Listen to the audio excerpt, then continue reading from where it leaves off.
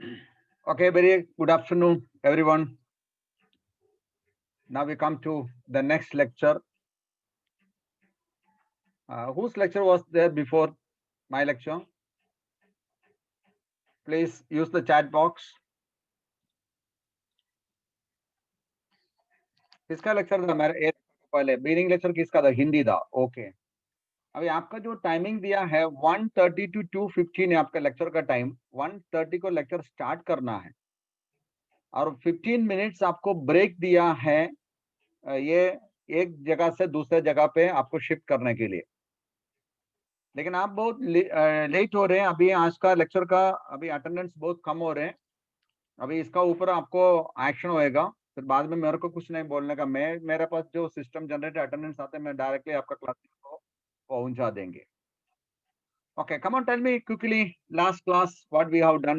Please write on in our chat box what we have done last session. My voice is clear? My voice is clear? Yes. What we have done last time, please tell me quickly, write there in the chat box. Kingdom, fungi and animalia. मैंने classroom में notes डाला था fungi, kingdom fungi और animalia का. सब लोग download किया? Yes.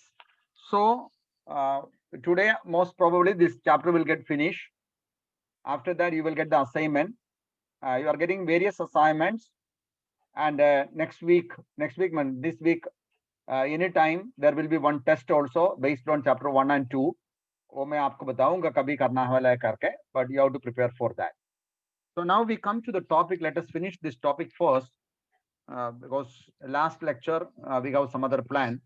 So there I will give oral guidance. Now last session we completed all the 5 kingdoms. You just tell me who proposed this 5 kingdom classification?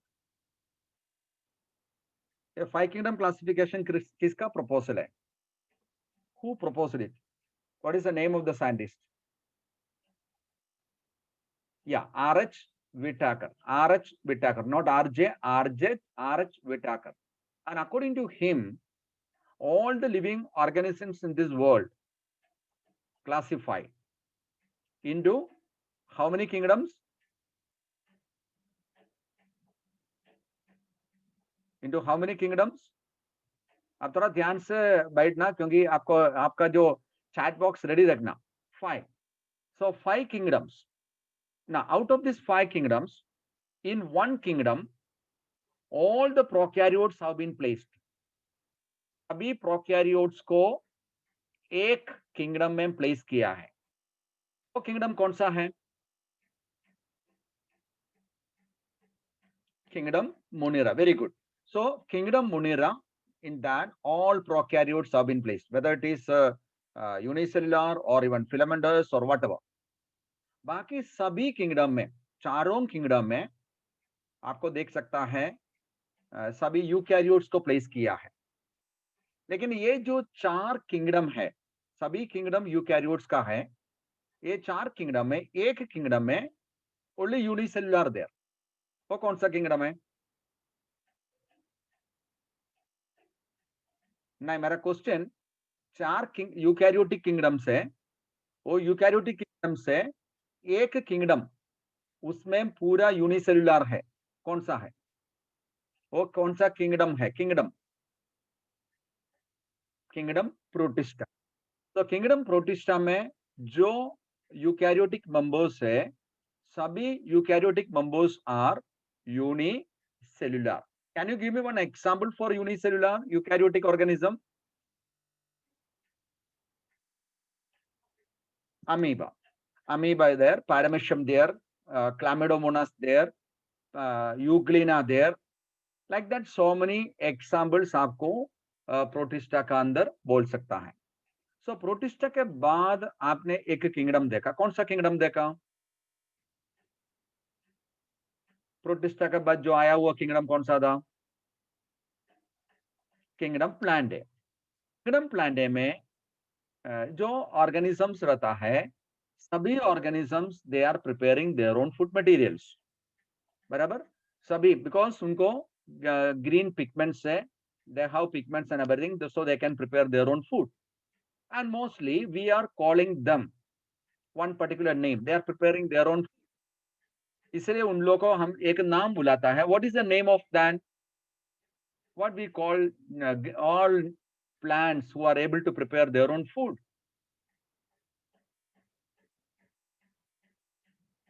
Autotrophs. Very good. So they are all autotrophs.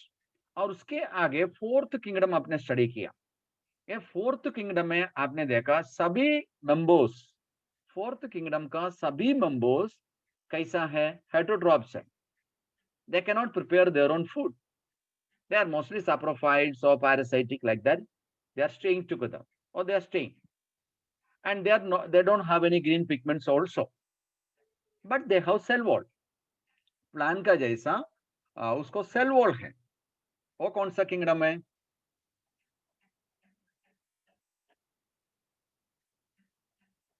Kingdom fungi. Good. And last हमने देखा एक heterotrophs. Fungi का जैसा heterotrophs है. Fungi का जैसा खाना बनाने को नहीं होता है. They are depending on others. They are heterotrophs. लेकिन उनका सेल में सेल वॉल नहीं है. सेल वॉल नहीं है. वो कौन सा किंगडम है? Kingdom Animalia. सब आपको 5 किंगडम के बारे में अच्छी तरह से जानकारी मिल गया. So you got all informations about all the 5 kingdoms. But now you see, when we look at these 5 kingdoms, in all these 5 kingdoms, nowhere we have not seen some important information. वो है. अभी एक picture में आपको slide आपका screen पर दिखाया. ये पिक्चर अभी आपको एकदम फेमस है ना? This is linked with what? Very good. Virus. Virus का एक पिक्चर इधर दिखाया है. अभी कौन सा वायरस के बारे में हम लोग बहुत परेशान में हैं? कौन सा वायरस का ऊपर? Covid virus. कोविड-19 का ऊपर हम लोगों को कोरोना वायरस का ऊपर हमको थोड़ा परेशान में है. वो कोरोना वायरस का ये जो सभी न्यूज में ये सब ऐसा वाला वायरस का पिक्चर ऐसा वाला पिक्चर आपको देखने को मिलेगा. ओके. ये वायरस को रिप्रेजेंट कर रहे हैं. अभी हमको क्या पढ़ना है आज का दिन? आज का दिन ये लेक्चर में हमको ये स्टडी करना है, ये 5 किंगडम क्लासिफिकेशन में ये वायरस कौन सा किंगडम में होता है. In which kingdom the virus is placed. आप कोई भी किंगडम में किधर भी देखा वायरस के बारे में कुछ सुना?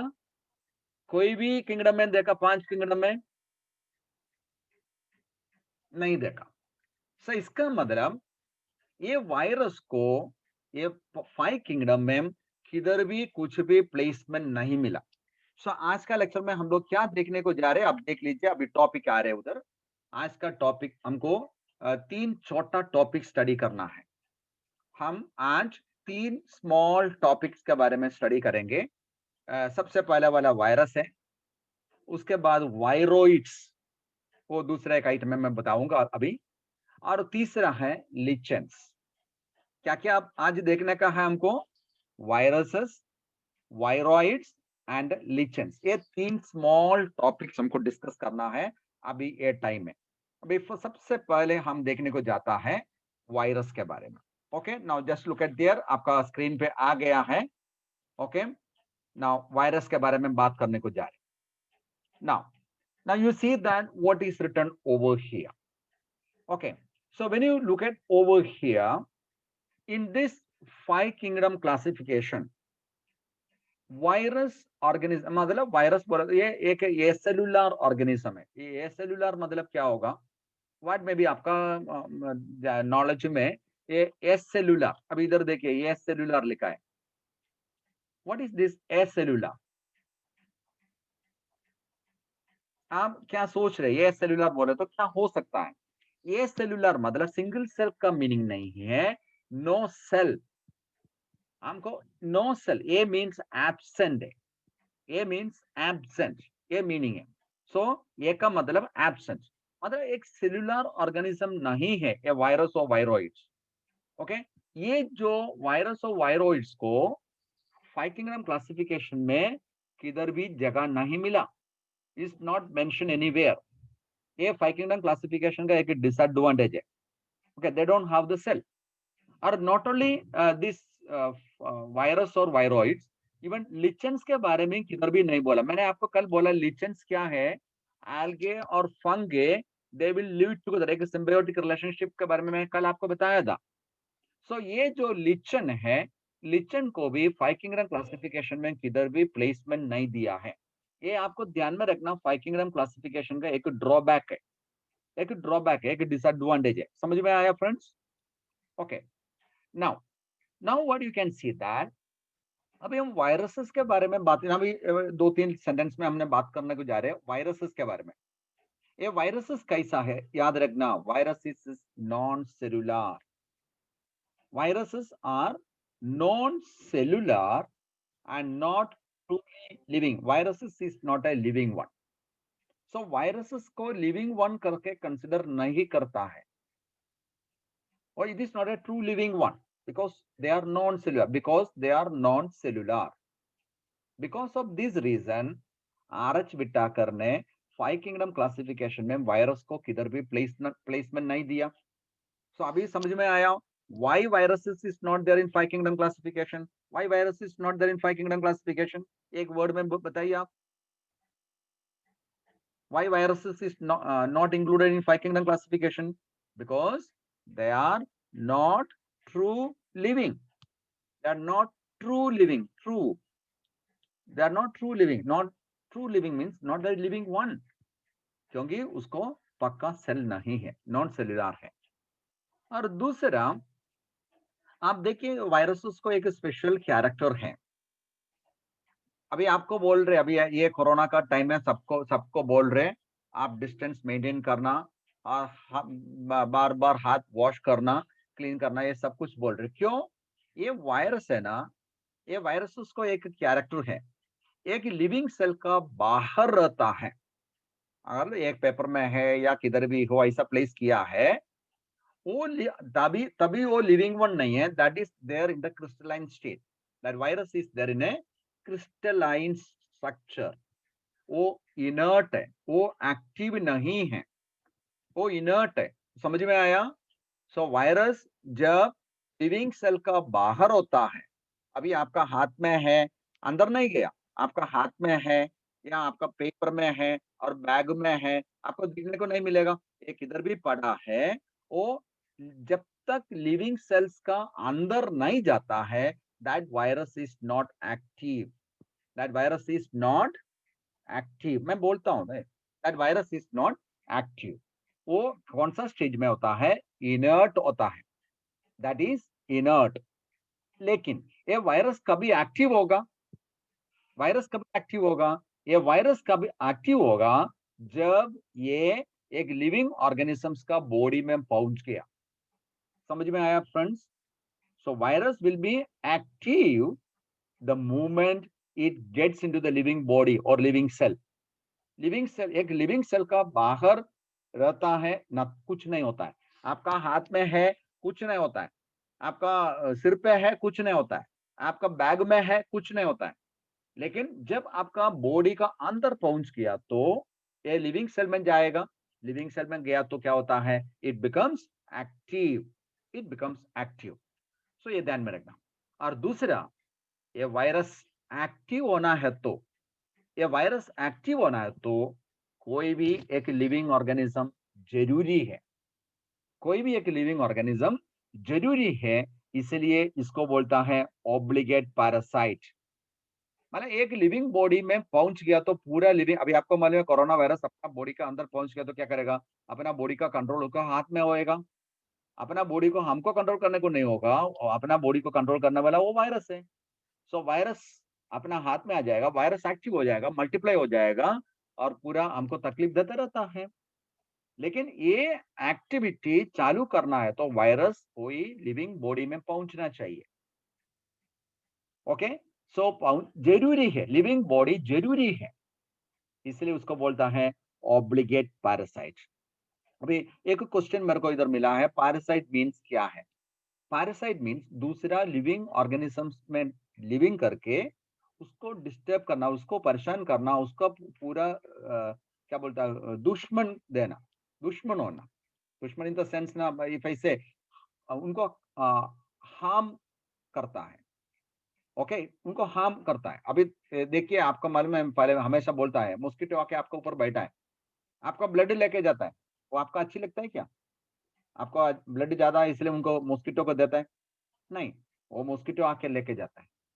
और ये छोटा बच्चों के अंदर वर्म्स रहता है, आप जो खाना खाता है आपका बॉडी के लिए, ये वर्म्स जाते रहते, लेके जाता है। सो वर्म को पैरासाइट बोलता है। आपका सिर पे लाइस होता है, वो पैरासाइट बनता है, क्योंकि आपको हार्म होता है, आपको तकलीफ देता है, आपको डिस्टर्ब देता है, आपको डिसीज देता है। सो आपको लॉस होता है, आपको नुकसान है, आपको तकलीफ है, इसीलिए हम बोलता है पैरासाइट। मैं डेफिनेशन में बात कर रहा हूं तो parasitism is a type of relationship between two individuals in which one organism getting benefit and other organism getting harm. Okay, अब ऐसा अगर जल ऐसा आगे आगे अगर जल मैं बोलता हूँ वो बाद में हम लोग नेक्स्ट चैप्टर में स्टडी करेंगे, अब इधर अभी अभी मत ले लो। अगर जल उधर मैं बात करूंगा, अगर जल है, अगर मैं बात करता हूँ। Okay, so this is obligate parasite. I hope that this part is very much clear to you. Okay, and finally देखिए इधर लिखे रखा है, सो when this virus infect a cell, एक सेल का अंदर पहुंच गया तो that virus will take the charge of that missionary host cell। मतलब एक होस्ट का, एक सेल का अंदर ये वायरस पहुंच गया, ये वो सेल का पूरा कंट्रोल कौन किसका हाथ में लेगा? ये वायरस का हाथ में लेंगे। वायरस का हाथ में लेके क्या करेंगे? फाइनली ये जो होस्ट को मार डालेगा। तो virus will kill the host. समझ में आया ये स्लाइड आपको क्लियरली? ये स्लाइड में आपको वायरस का इंट्रोडक्शन मिल गया, क्लियर हो गया अभी फ्रेंड्स? मैं क्या बोला है? Viruses are non living, they are acellular organism, they are non cellular organisms. So उसको 5 किंगडम क्लासिफिकेशन में कहा किधर भी प्लेस नहीं किया। दूसरा मैंने बोला है, कोई भी एक लिविंग ऑर्गेनिजम्स का अंदर ये जो क्रिस्टलाइन वायरस पहुंच गया है, इनर्ट क्रिस्टलाइन वायरस पहुंच गया, they become active, they become active and they will take the full control of the cell। वो पूरा सेल का कंट्रोल हाथ में लेगा और वो सेल को मार डालेंगे। लेकिन ऐसा लिविंग सेल को कोई लिविंग सेल वायरस को नहीं मिला है इन्फेक्ट करने के लिए, अंदर जाने के लिए। सो वायरस क्या करेगा? एक्टिव नहीं होगा। दैट मीन्स वायरस का लाइफ साइकिल कंप्लीट करना है तो एक पैरासाइट का जरूरी है, कोई भी एक होस्ट का जरूरी है। And so we call it as obligatory parasites. I hope that you understood this part clear. Okay, now we are going to see the name of 4 scientists। ये वायरस किसने नाम दिया है, किसने फाइंड आउट किया है, इसके बारे में कुछ साइंटिफिक इंफॉर्मेशन आपको मैं देने को जा रहे हैं। ये आपका टेक्स्ट बुक में पेज नंबर कहाँ होता है मालूम है? पेज नंबर 14, पेज नंबर 14 में है, 14 नंबर पेज में है। अभी तीन साइंटिस्ट का नेम आपका टेक्स्ट बुक में दिया, मैं 4 आपको बोल रहे हैं, आपको नोट करके रख सकता है। Now, first name of the scientist is that Louis Pasteur।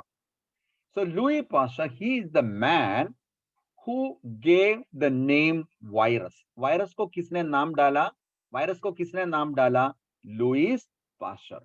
Okay, you friends, you are following me? Any difficulty to follow today? Everything is fine?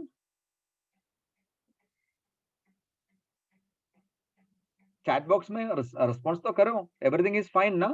Okay, so what is the name of the first scientist you have to remember? किसने नाम दिया virus का? Lewis pasture. Okay, सो ये virus का नाम देने का कारण, ये एक पॉइजनस फ्लूइड है।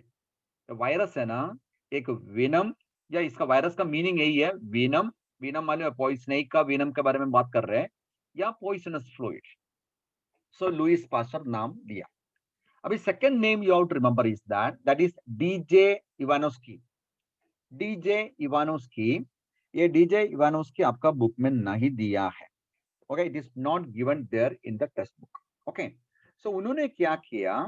सो he noted that, so in tobacco plant he noted that some microbes are there, it causing some diseases over there। so उन्होंने क्या किया है? उन्होंने ये जो इसको एक्सट्रैक्ट लेके एक बैक्टीरिया प्रूफ फिल्टर से पास ऑन करके देखा ये जाता है क्या या नहीं। सो उन्होंने फाइंड आउट किया है it is passing through, that fluid is passing through the bacteria proof filter. अभी आपको मालूम है घर पे चाय फिल्टर करने के लिए फिल्टर यूज कर रहे हैं, और अभी वीट का जो फ्लोर फिल्टर करने के लिए आप फिल्टर यूज कर रहे हैं। ओके, सब अलग अलग स्ट्रक्चर का, अलग अलग साइज का है। तो जैसा एक बैक्टीरिया प्रूफ फिल्टर उन्होंने लिया और देखा है वो फिल्टर से ये जो माइक्रोब चले जाता है। इसका मतलब उसमें से उन्होंने एक वर्ड बोला, एक सेंटेंस बोला, क्या बोला? ये viruses are smaller than bacteria, the viruses are smaller than bacteria. And so today we can say he is the man who discovered virus. Who discovered virus? आपका टेक्स्ट बुक में ये नाम नहीं है, प्लीज नोट करके रखो, book का side में नोट करके रखो, टेक्स्ट बुक आपका पास है तो, नहीं तो नोटबुक में लिख के रखो। DJ Ivanovsky. डीजे इवानोस्की, उसने क्या किया है? वायरस को डिस्कवर किया है, discovered virus. See here, he discovered virus. Okay, now उन्होंने डिस्कवर किया और ये भी बोला है this is smaller than bacteria. और उसके बाद एक साइंटिस्ट, उसका नाम है बेजरिंग, उसका नाम है बेजरिंग, MW बेजरिंग। सो उन्होंने क्या किया है, ये जो सेम फ्लूइड अभी इवानोस्की ने जो किया, जो फ्लूइड है वो देखिए, वो जो टोबैको प्लांट से ये जो एक्सट्रैक्ट, इन्फेक्टेड टोबैको प्लांट से वो एक्सट्रैक्ट क्या किया है, निकाला, और बाद में वो हेल्थी प्लांट्स में ट्रांसफर कर दिया। He demonstrated that the extract of the infected plants of tobacco को क्या किया है, वो हेल्थी प्लांट्स में वो जो फ्लूइड ट्रांसफर कर दिया। अभी आप देखिए, हम बात करते टाइम मास्क यूज करने को बोल रहे, मास्क क्यों यूज करने को बोल रहे? एक हेल्थी पर्सन को ये जो डिसीज्ड पर्सन से एक drops, okay, saliva means mouth का जो ड्रॉप्स गिरेगा तो भी क्या होता है, ये वायरस स्प्रेड होता है। ओके, जो इन्फेक्टेड पर्सन है उसमें से एक ड्रॉप्स, अभी देखिए हम बात करते टाइम जो ड्रॉप्स गिरता है वो ड्रॉप से भी ये वायरस स्प्रेड हो सकता है, इसलिए मास्क यूज करने को बोल रहे हैं। सो इसका मतलब क्या है, एक इन्फेक्टेड प्लांट से ये बेंजरिग ने क्या किया, उसका एक्सट्रैक्ट ले लिया, वो फ्लूइड ले लिया, और बाद में हेल्थी प्लांट्स में ट्रांसफर करके देखा। तभी उन्होंने क्या देखा है, अरे हेल्थी प्लांट्स में ट्रांसफर करेगा तो उसको भी डिसीज होता है। एंड सो ही सेड वो जो एक्सट्रैक्ट, वो जो fluid is responsible for the transmission of disease. और ये जो फ्लूइड को उन्होंने एक नाम बुलाया है, कंटेजियम वीवम फ्लूइडम। नाम क्या बोला? थोड़ा तकलीफ आपको समझ में आने के लिए ये नेम, ओके, लेकिन आपको ध्यान से रीड करके स्टडी करना हो। कंटेजियम वीवम फ्लूइडम, उसका मीनिंग यही है, ये क्या है? लिविंग फ्लूइड है। क्या है? Infectious living fluid. इसका मतलब बात करते टाइम आपको अगर कोरोना है, अब बात करते टाइम आपका ये जो ड्रॉप्स है, ये ड्रॉप्स दूसरों को मिलेगा तो उनको भी डिसीज होता है। मतलब ये जो ड्रॉप क्या है, एक इन्फेक्शियस लिविंग फ्लूइड है। ओके, सो इसको बेजरिंग ने क्या बुलाया? कंडेजियम विवम फ्लूइड। समझ में आया? अभी कितना साइंटिस्ट का नाम मैंने बताया आपको? कितना साइंटिस्ट का नाम? How many scientist name? या नहीं नहीं नहीं, मैंने तीन ही बताया अभी तक। ओके, लुइस पास्चर, इवानोस्की और Beijerinck. Now I come to the last name of the scientist. Scientist का लास्ट नेम है स्टैनली, WM स्टैनली। ये कभी है, ईयर क्या है? 1935। आपका टेक्स्ट बुक में ना ये ईयर भी नहीं दिया है, ये सीबीएसई एनसीईआरटी टेक्स्ट बुक का कंटेंट है। ओके, सो WM स्टैनली।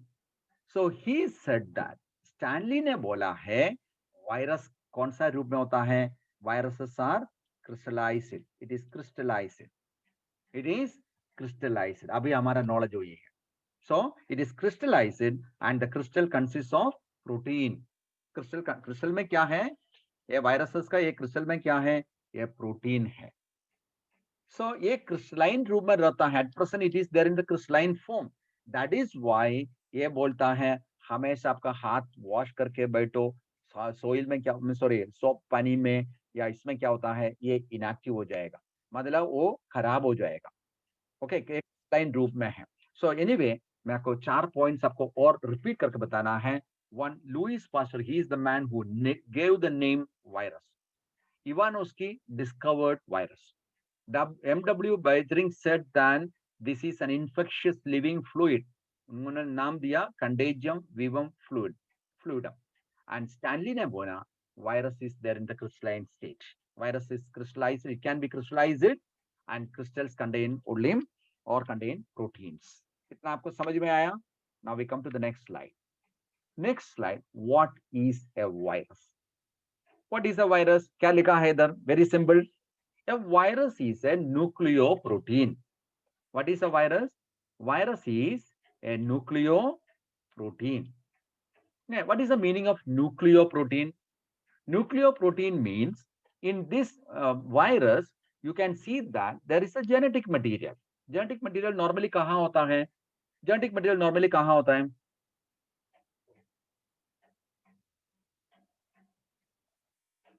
Virus helpful नहीं होता. Virus is causing disease.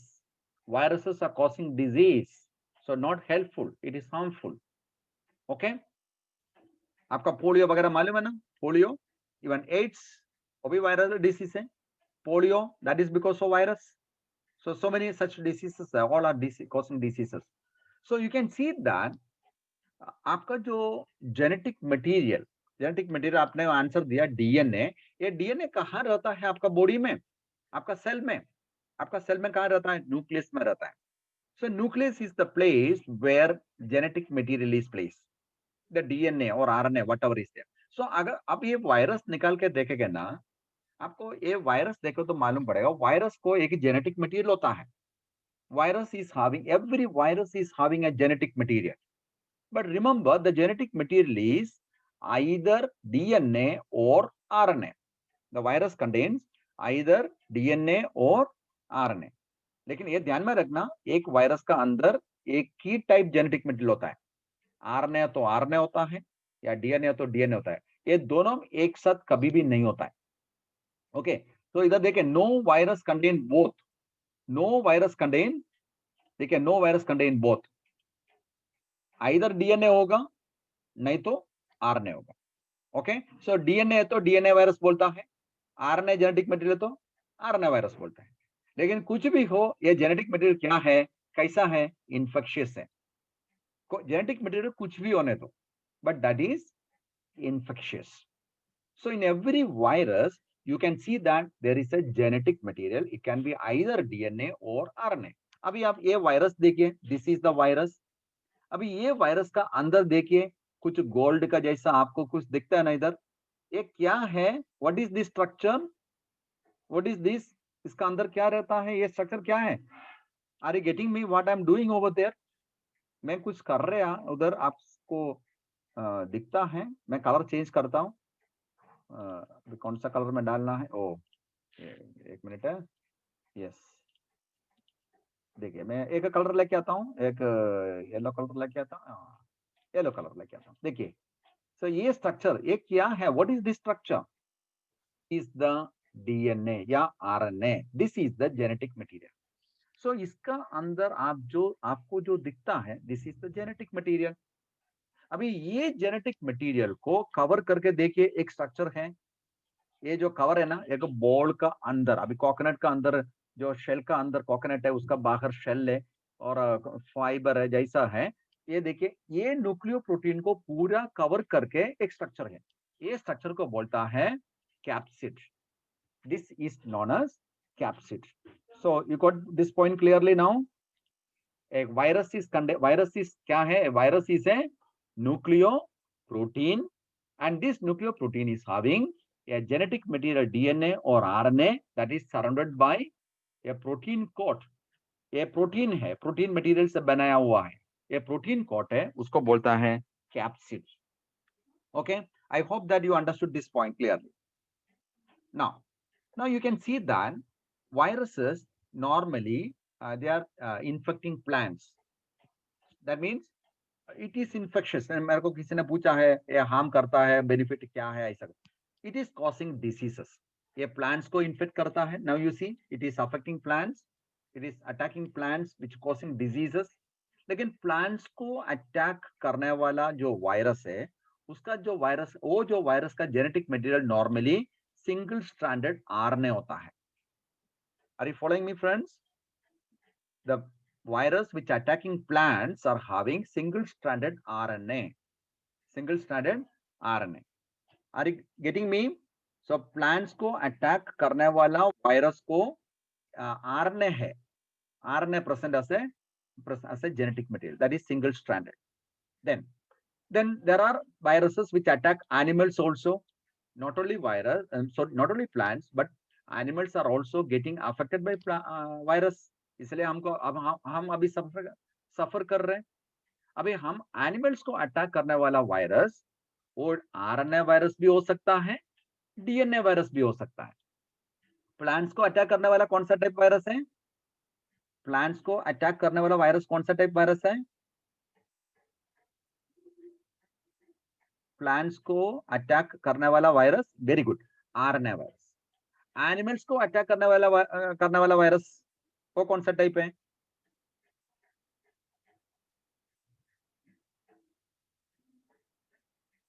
DNA, या बोथ, करेक्ट. तो बालकृष्ण ने आंसर दिया both. So both DNA and RNA.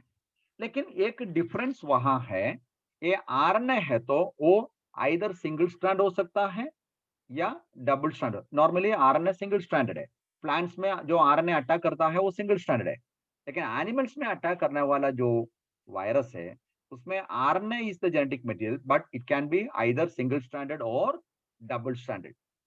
और डीएनए देखेगा तो डीएनए इज डबल स्ट्रैंडेड. समझ में आया इतना पॉइंट आपको? Okay, if it is clear, या. सो मैं बोल रहे वायरस का अंदर एक जेनेटिक मटेरियल होता है. वायरस का अंदर जेनेटिक मटेरियल होता है. कौन सा जेनेटिक मटेरियल वायरस में आपको दिखता है? जल्दी मेरे को अनम्यूट करना, तो मैं अनम्यूट करने को परमिट करेगा अभी. ओके, मैं अनम्यूट करता हूं, आपको अनम्यूट करने के लिए परमिशन देता हूं. अनम्यूट करके बताएगा तो भी चलेगा. ओके, प्लांट्स को अटैक करने वाला वायरस, आई एम सॉरी, या वायरस में डीएनए भी है, आरएनए भी है, जेनेटिक मटेरियल. लेकिन दोनों देखिए घर का अंदर का आवाज आ रहे, इसलिए मैं बंद करके रखा था. जाने दो. ओके, सो सिंगल स्ट्रैंडेड आरएनए प्लांट्स को अटैक करेंगे और सिंगल और डबल स्टैंडर्ड आरएनए या डबल स्टैंडर्ड डीएनए एनिमल्स को अटैक करेंगे. इतना आपको ध्यान में रखना. ओके, अभी थर्ड टाइप में बात करने को जा रहे हैं, that is bacteriophage. What is a bacteriophage? Bacteriophage को हम ऐसा बोलता है, बैक्टीरिया को खाने वाला वायरस, बैक्टीरिया को इन्फेक्ट करने वाला वायरस है बैक्टीरियोफेजस. अब इधर देखा तो देखिए ये है बैक्टीरियोफेजस. आप देखिए इधर, this is called as bacteriophages. ये बैक्टीरियोफेजस क्या करता है? This bacteriophages are attacking bacteria and destroying bacteria. That is called bacteriophages. So bacteriophages में जो डीएनए होता है या जेनेटिक मटेरियल होता है, ध्यान में रखना हमेशा, that is double stranded DNA है.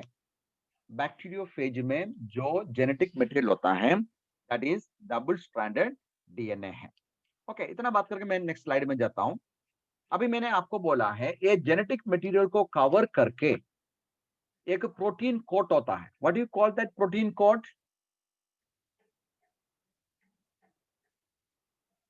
No, it is not a vaccine. It is not a vaccine. Now we are talking about virus. Okay, so every virus is having a protein cover, and that protein cover is called a capsid. अभी आपको इधर दो picture दिखता है, ये picture capsid का picture है. So ये कैप्सिड आप देखेंगे ना, अब देखिए दो टाइप कैप्सिड होता है. वो कैसे उनका अंदर का छोटा छोटा यूनिट्स अरेंज किया है, the manner in the same in that manner you can see capsids are of two types. One is called helical, one is called helical capsid. Helical capsule कैसे अरेंज किया, देखिए एक पर्टिकुलर सीक्वेंस में ऐसा किया है। Okay, one above the other ऐसा arrange किया है। एक क्या इनका छोटा छोटा units.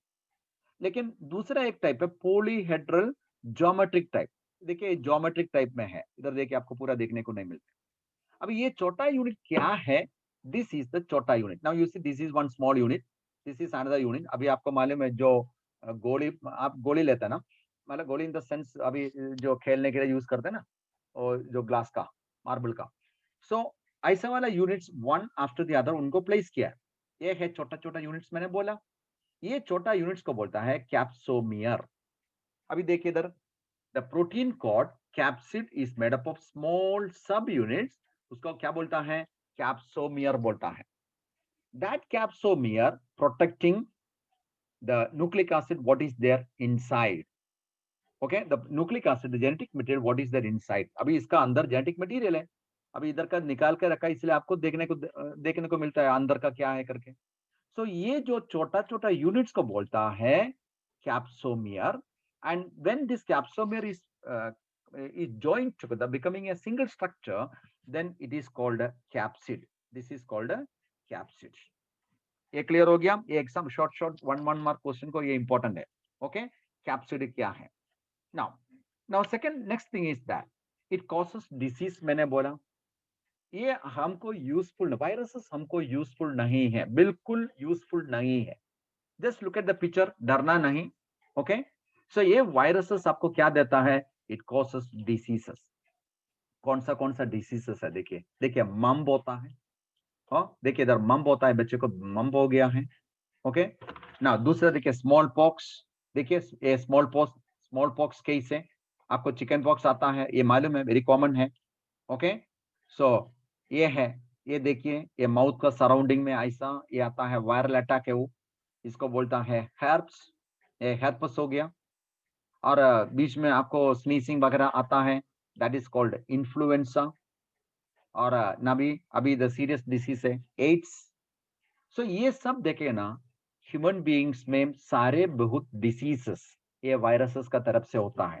We are getting so many diseases because of viruses. Mumps, smallpox, herpes or herpes, influenza, AIDS.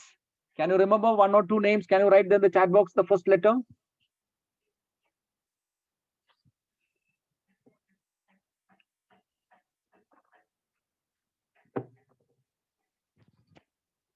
Okay. Now in addition to that, even animals also getting diseases. Animals में मिलने वाला disease क्या है? Herd of foot. Okay, it's a foot disease. Herd of foot and mouth disease. Okay, foot and mouth. Foot को disease होता है, हाँ mouth को disease होता है animals में।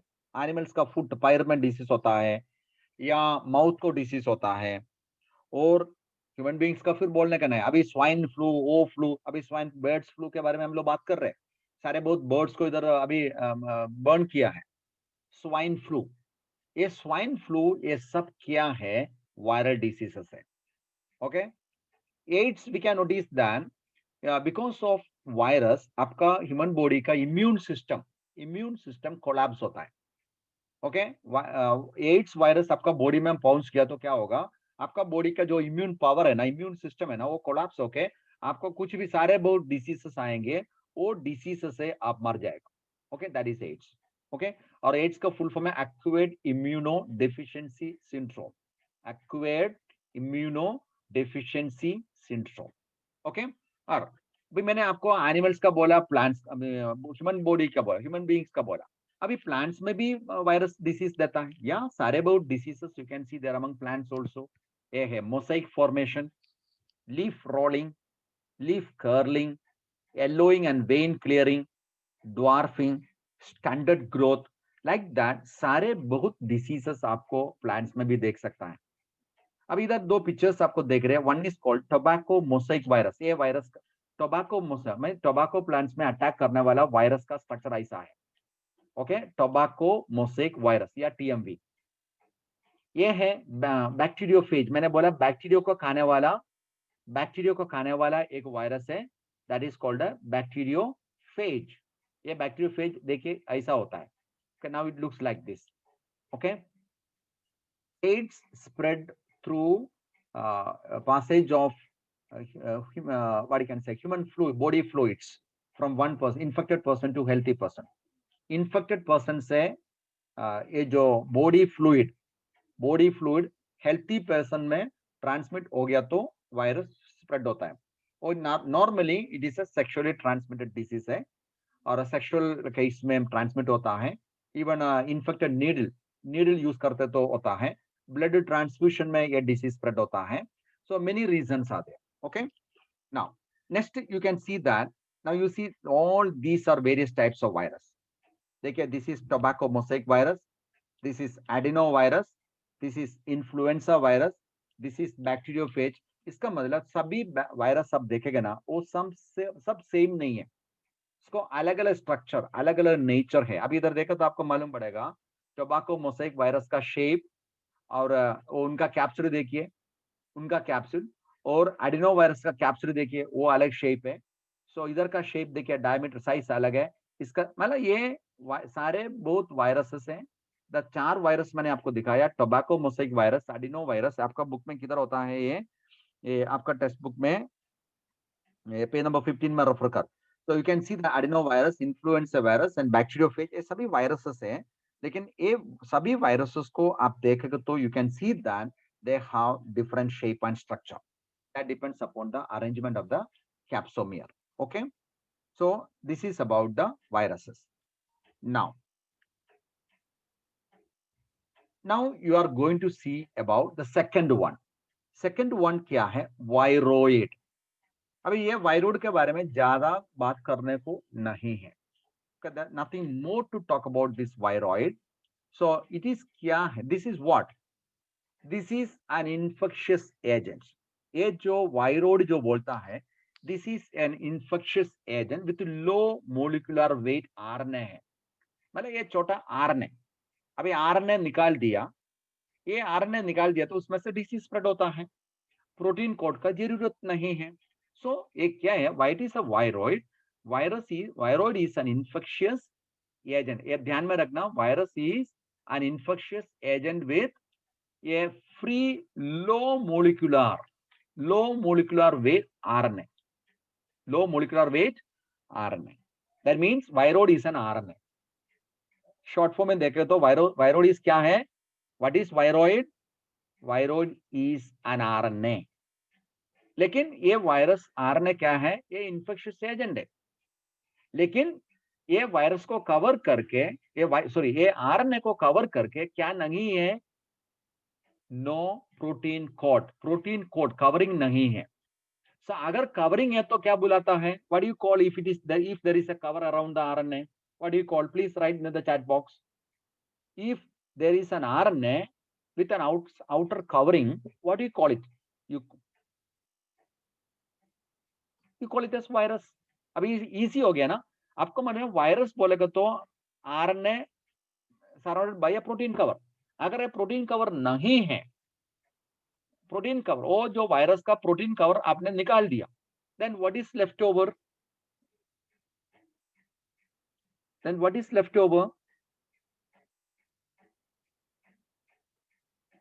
क्या बाकी है? प्रोटीन कवर, आपने वायरस का प्रोटीन कवर निकाल दिया, उसको अंदर क्या बाकी है? सिर्फ आरएनए बाकी है।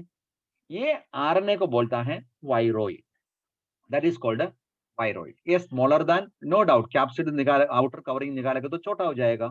सो this is smaller than virus. Clear हो गया friends? Is it clear to you friends? ये शॉर्ट क्वेश्चंस को ही पूछेंगे। Okay okay. ये किसने डिस्कवर किया? साइंटिस्ट का नाम याद रखना। किसने डिस्कवर किया है? T.O. डायनर।